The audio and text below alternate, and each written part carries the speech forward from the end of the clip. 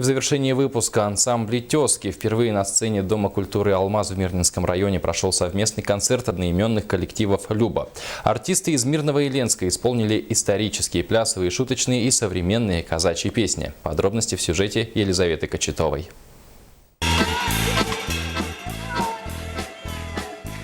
Сегодня здесь, на этой сцене, собрались казаки из Мирного и Ленска, чтобы показать обычаи и культуру своих предков.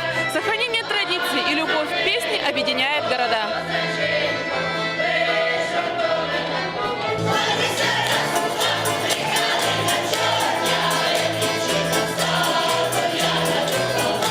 Вне сцены они водители, слесари, домохозяйки. Несмотря на разные профессии, объединяет их любовь к песне. Редкие встречи, отсутствие совместных репетиций не мешает им сегодня петь в унисон. Мы на своих площадках выступаем, а вот чтобы общего концерта такого не было еще.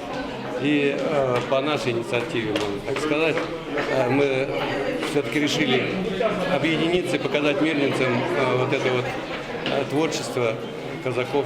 Казаки умеют не только рубить шашкой, но и веселиться от души.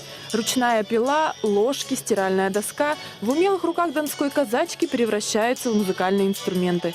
На подушке играть не стали, но и ей нашлось применение. Это целовальная игра, которая проводится для того, чтобы народ немного сблизился и сдружился.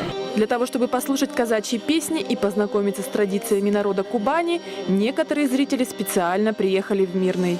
Я очень люблю казачьи песни, и тем более, что это наши с Алмазного, там тоже участники есть. Ленская первый раз, очень хорошо, молодцы, и пели хорошо, и сабли мне понравилось.